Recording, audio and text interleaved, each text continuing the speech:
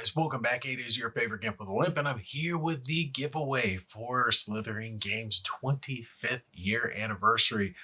Really good on them. They have published a buttload of war games and other types of games over the years, many that I have enjoyed. So, since I don't do the live thing very often, I don't think I've ever done it ever, maybe once.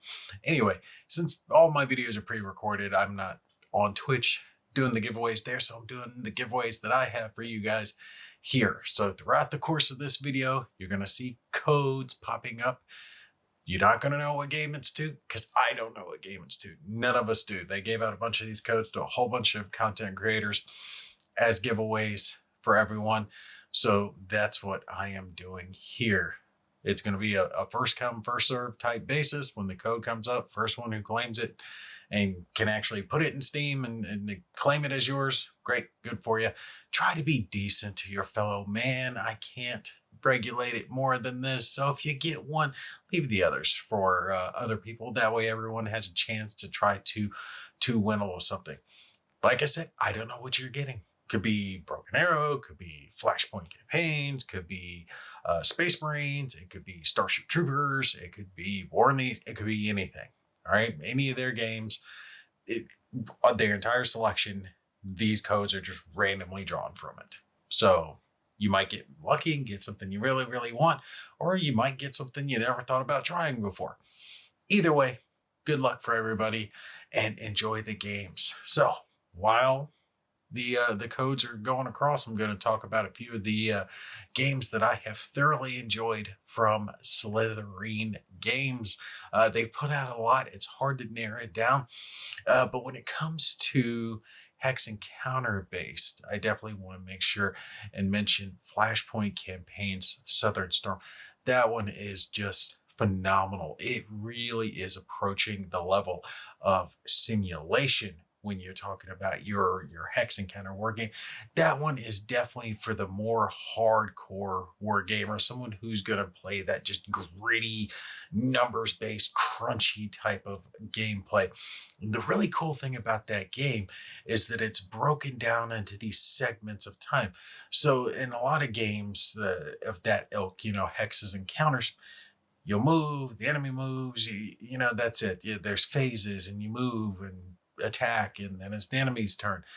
And in this case, it's not really done that way. It's done in these segments of time where you're going to issue your orders to your troops while the AI or your opponent is issuing orders to their troops. And then you'll do a 15-minute segment. Or the time gets a little wonky because it changes as battle plays out. Just think of it that it's going to be a few minutes, right? It might be a little bit longer, might be less, but few minutes, and whatever orders that you have given will take place during that period of time. So combat is actually simultaneous. Movement, everything that's going on is simultaneous. And it's such a good way to do a game like that. It gives you an ability that you don't really have at the tabletop when it comes to these hex and counter war games. The ability to have a segment of the game play out. So you've issued your orders and now you're seeing, did I give good commands? Did I think tactically and outthink my opponent? The game is just phenomenal in how deep and crunchy it is when it comes to that just simulation war game element. Really, really, really well done. Can't recommend that one enough. Another one I definitely want to mention is Armored Brigade. Armored Brigade 1 and 2, both of them from Slitherine. Friggin' awesome. Just freaking awesome, that gameplay. And that one, it can be turn-based, but it's really better when it's played real time, right?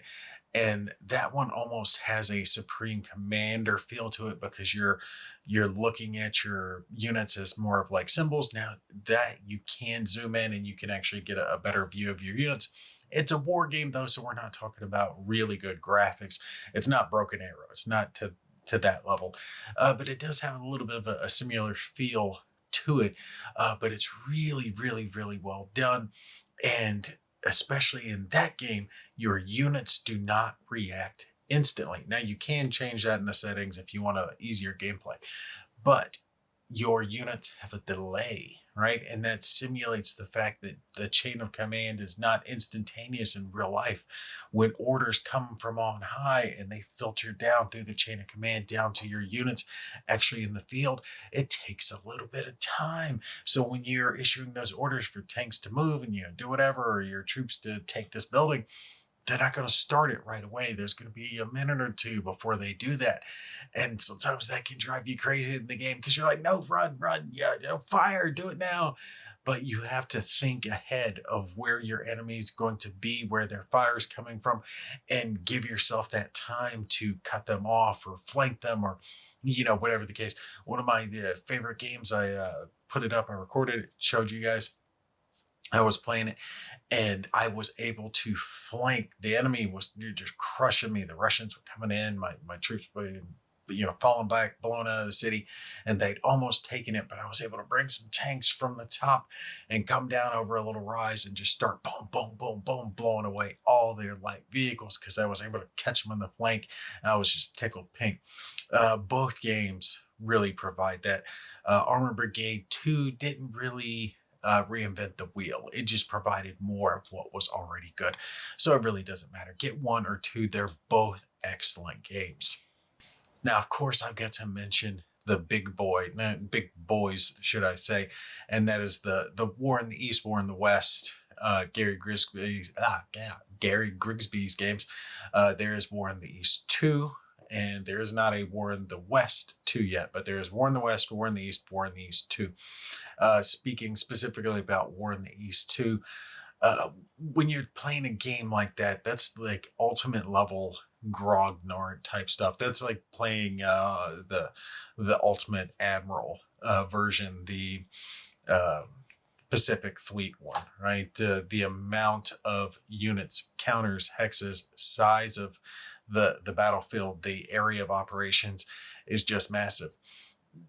The game is so in depth, it makes Flashpoint campaigns look like a cakewalk, right? War in the East is just, I would have a hard time actually thinking of a game that is more in depth when it comes to size and complexity and rule systems and just how deep it is. It's almost campaign for North Africa level. You can have the entire Eastern Front simulated out in that game. The entire damn thing. Matt, I can't even tell you how many hexes are in that.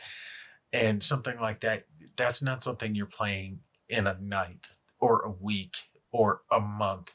That is something that if you play through the entirety of the campaign, just sitting there playing it, you're going to be doing it day after day after day. Just playing it after work, it'd take you months to finish that one off, play on the whole campaign.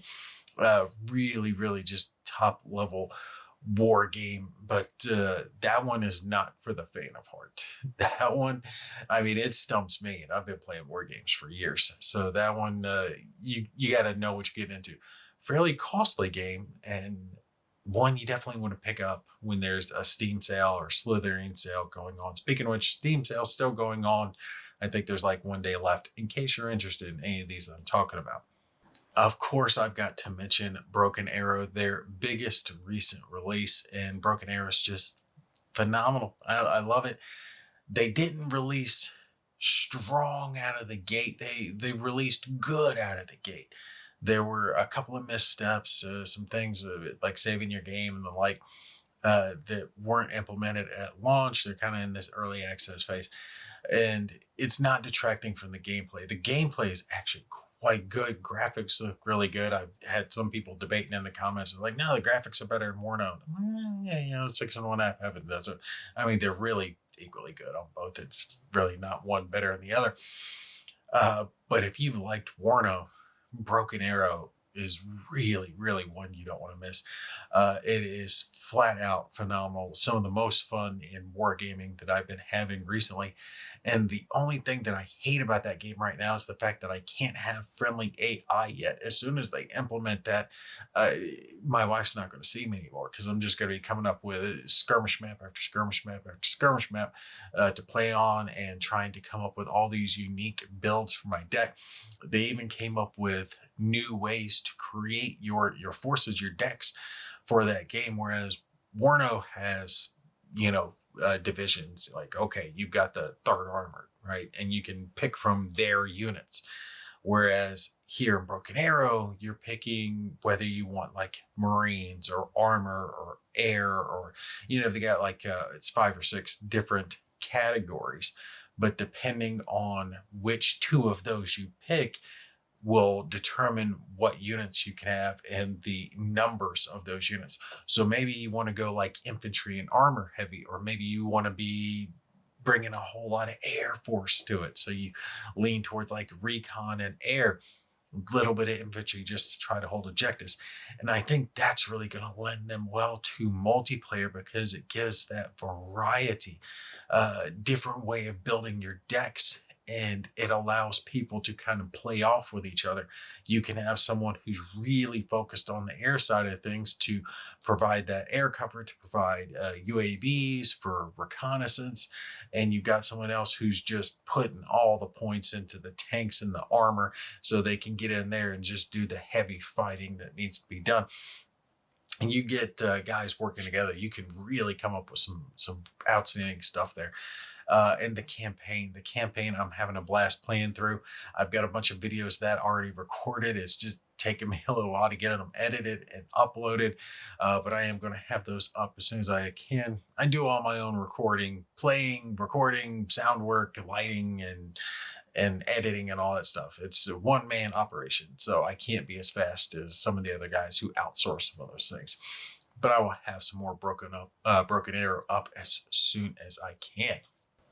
As the last one, I'll go ahead and mention, and it's not even just the last one. There's so many, I can't name all the good ones, but I definitely have to name this one, or this series, should I say, and that would be Combat Mission. Combat Mission is just excellent. I've had a whole lot of fun with that one. Spent a lot of time with Fortress Italy and Final Blitzkrieg, but Combat Mission has just a plethora of different games set in different eras, different theaters, World War II to modern, different areas. You got Pacific, you got Europe, you got pretty much anything you want, early war, late war, all the different types.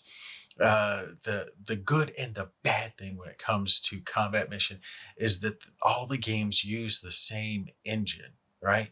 So that means every game's the same in that aspect, that skeletal work of it. So if you know how to play this one, you're going to know how to play that one. That's great. You don't have to relearn a game. Cool. But the only problem is that the engine that the game's built on is starting to show its age a little bit. And I get it. It's been so successful for them. It's been such a good series, such a well-loved series for such a long period of time, that they don't want to change that just well-done formula. I mean, if it ain't broke, don't fix it. I am sure that they're going to come out with Combat Mission 2 and start a new version of it sooner or later. But the one that's out now, with all the different types of games, different eras, different theaters, just excellent gameplay. It reminds me of Armor Brigade and the graphics and the way that it's looked. It's a war game, right? So war gamers, we don't need the spoofiest, biffiest graphics. That's just not what we need. We need that good, solid gameplay. And Combat Mission definitely delivers on that. All right, so I'll go ahead and stop here. I've given myself enough time to get all the codes spread across the board. I hope you guys were able to win something good, something that you will enjoy. Like I said, I got no idea. Maybe you got Combat Mission, maybe you got War in the East, maybe you got Starship Troopers. That one's really good. The expansion I didn't like as much, but the first part of the core game was really good. Terminator, the Terminator game that they released, actually, I quite liked that one. I thought that one was really good. The story was really cool. The sound effects and the graphics were really good on that one. And of course, they've got Warhammer 40,000 with Battle Sector, which, if you're like me, I'm a big 40K fan. So Battle Sector definitely digs into me with its hex encounter style gameplay, the units and all the different factions fighting each other. So it's mixing my love of war games and Warhammer 40,000, and it's done really, really well. Plus, they just released a new expansion for that one that adds a new campaign to the game, which is something that Battle Sector definitely needed. So now you've got an extra campaign you can play through as well, on top of the single player skirmish mode and some multiplayer aspects and all the other good stuff that was already in the game. But anyway, you guys definitely put down in the comments. Let me know what you won, what game you got, and if you're happy you got it. You know, I'm curious. I want to know what was out there for you guys. And you guys stay tuned. I do have a lot more Slitherine stuff coming up. I've got a few more videos, like I said, for Broken Arrow. I got another one that I am getting ready to cover. It's an old one, but it's one that I've always wanted to try. So I'm going to start poking my nose at Shadow Empire. If you got any experience with that one, definitely let me know in the comments. All right, that's going to be it for me. You guys take care. I'll catch you in the next one.